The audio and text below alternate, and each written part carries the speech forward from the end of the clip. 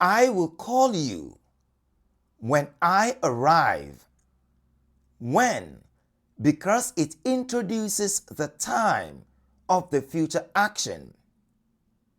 She was reading while he was cooking. While, because it shows two actions happening at the same time. I'll wait here until you finish. Until, because it shows an action continuing up to a finishing point. I will join you after the meeting. After, because one event happens later in time.